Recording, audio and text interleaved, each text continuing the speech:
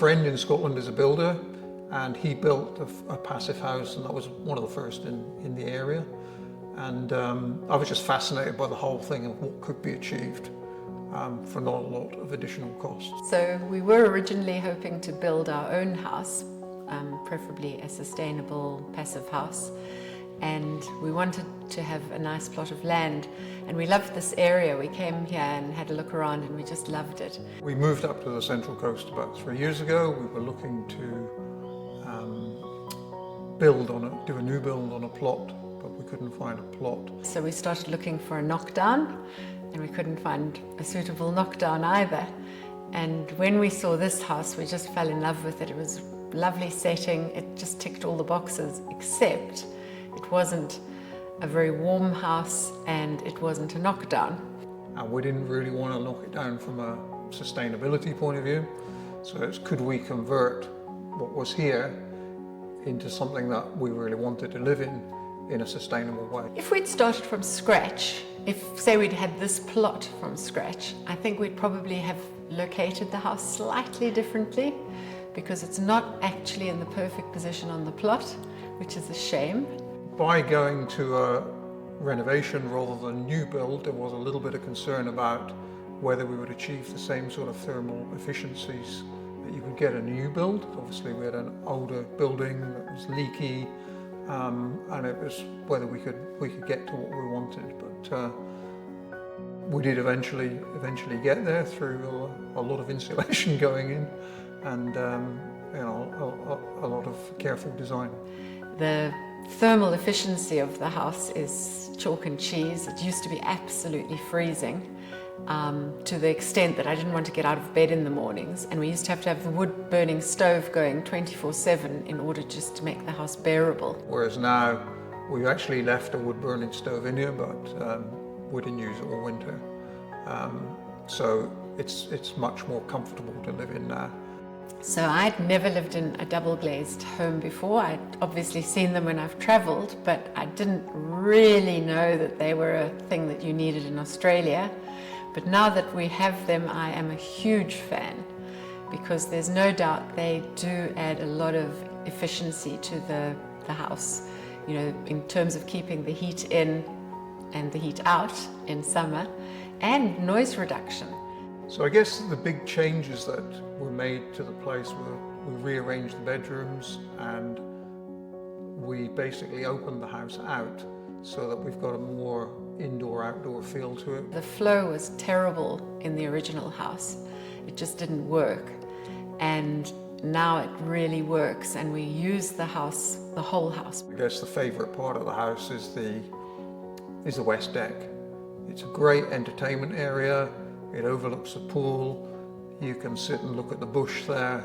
It really works very, very well. When we did the renovation, we decided to put in 2 big water tanks. One gets the water off the house roof, and the other one gets the water off the garage roof, or the shed roof rather.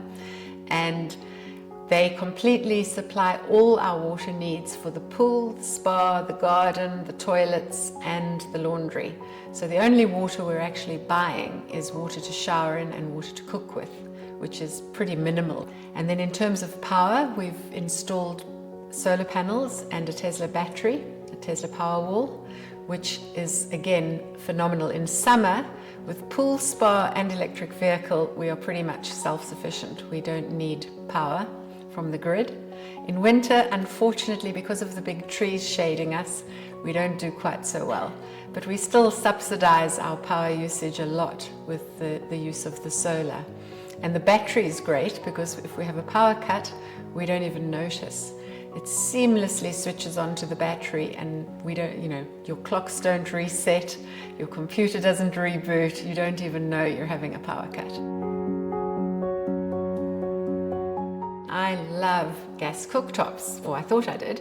I've cooked with them for many years. They're, you know, instantaneous and respond well, great.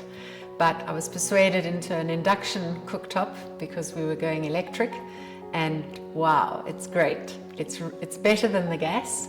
It's much easier to clean. It is as responsive, if not more responsive.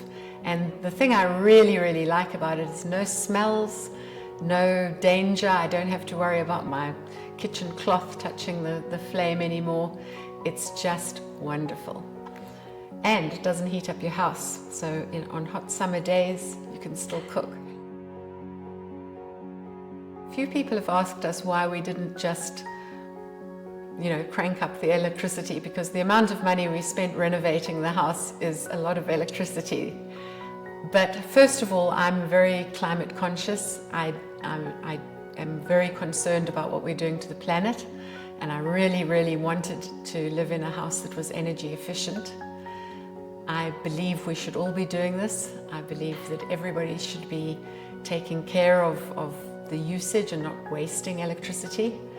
I think it is important to sort of get that message out there, because I think buildings should be built in a more sustainable way than a lot of buildings are being built in Australia at the moment. So making the house energy efficient was very important to me. But I wanted to live in a comfortable house. I didn't want to live in a cold house. So making it warm and energy efficient was even more important. I also wanted to do it so that we could show other people what can be done, because most of our friends have never seen double glazing. They don't know anything about passive houses. They don't know anything about energy efficient houses at all. And we thought we could do this and invite people to come and see it and see how comfortable it is. We haven't sacrificed any quality of life at all. In fact, we've gained much better quality of life living in a sustainable house, or a more sustainable house.